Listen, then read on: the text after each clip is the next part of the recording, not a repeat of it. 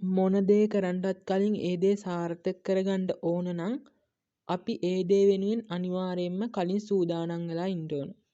ඉතින් පාඩම් කරන්න කලින් ඒ දේ වෙනුවෙන් අපි කලින් සූදානම් වෙන්නේ කොහොමද කියන එක ගැන තමයි අද වීඩියෝ එකෙන් කතා කරන්නේ. ඉතින් ඔයාලට සුබ දවසක්. SL Edu Plus YouTube channel එකට ඔයාලව සාදරයෙන් පිළිගන්නවා. පළවෙනි එක තමයි හොඳ නිින්දක් ලබා ගන්න එක. අපි හැමෝටම හොඳ නිින්දක් කියන්නේ කොච්චර වැදගත්ද කියලා අමුතුවෙන් කියන්න ඕනේ. හොඳට නිදාගත්තේ නැත්නම් ඔයා හරි වෙලාවක් තියාගෙන නිදාගත්තේ නැත්නම් අපේ මතක ශක්තියට වගේම ඉගෙනීමේ හැකියාවට ලොකු බලපෑමක් ඇති කරගන්නවා. අපි නිදා ගන්නකොට මොළය දවස පුරා එකතු කරගත්තු තොරතුරු වර්ග කරලා වැදගත් දේවල් මතකයේ තියාගන්න උදව් කරනවා. හරියට නිදාගත්තේ නැත්නම් ඔයාට පාඩම් කරන දේවල් මතක තියාගන්න අමාරු වෙනවා විතරක් නෙමෙයි අවධානය යොමු කරගෙන ඉන්න එකත් අමාරු වෙනවා. ඉක්මන් නිින්දක් සුවපහසු නිින්දක් සඳහා උපදෙස් ටිකක් අපි බලමු.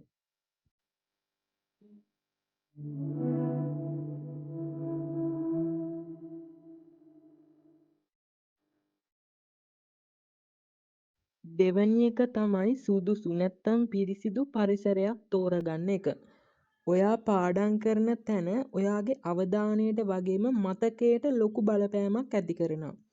අවුල් සහගත ඒ වගේම කරදරකාරී තැනක නැත්තම් ඒ වගේ පරිසරයක පාඩම් කරනවා නම් ඔයාට හරියට අවධානය තියාගන්න අමාරු වෙනවා වගේම ඔයාගේ හිත එක තැනක තියාගන්නත් බැරි වෙනවා. ඔයා හැම වෙලේම උත්සාහ කරන්න ඕන පිරිසිදු නිස්කලංක ඒ වගේම හොඳ ආලෝකයක් තියෙන තැනක පාඩම් කරන්න.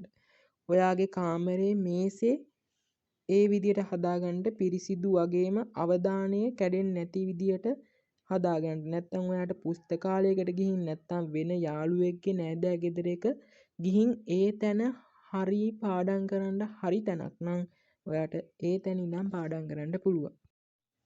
තුන්වෙනි එක තමයි එක තැන්වල පාඩම් කරන එක. ඇත්තටම පරීක්ෂණ වලින් පවා ඔප්පු වෙලා තියෙනවා එකම තැන එක දිගට පාඩම් කරනවට වඩා ඉඳලා හිටලා ඔයාගේ පාඩම් කරන තැන වෙනස් කරන එකෙන් ඔයාගේ මතක ශක්තිය වැඩි කරන්න උදව් වෙනවා කියලා. ඉතින් අලුත් පරිසරයක ඔයාගේ මොළය උත්තේජනය කරන හින්දා ඔයා ඉගෙන ගන්න දේවල් අලුතෙන් මතක තියාගන්න එකට ඒක ගොඩක් උදව් වෙනවා. හතරවෙනි එක තමයි අවධානය කඩන දේවල් ඉවත් කරන එක. අපි ගත්තොත් අපේ කාලේ හොඳටම අවධානය නැති කරන්නේ අපේ ෆෝන් එක. ඒ හින්දා ඔයා ෆෝන් එකේ notification off කරලා දාන්න පුළුවන්. do not disturb mode එක දාගන්න පුළුවන්. social media app අවශ්‍ය නැති ඒවා අයින් කරලා දාන්න පුළුවන්.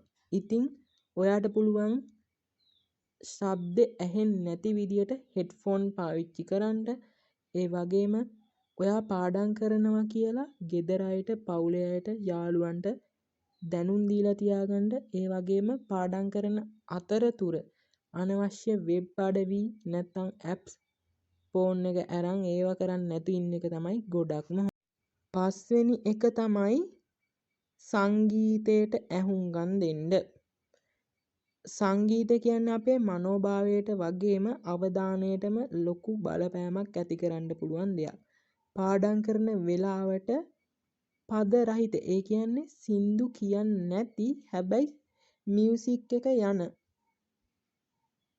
සෝංග් ඇහුවොත් ඔයාට අවධානය තියාගන්න පුළුවන් වෙයි.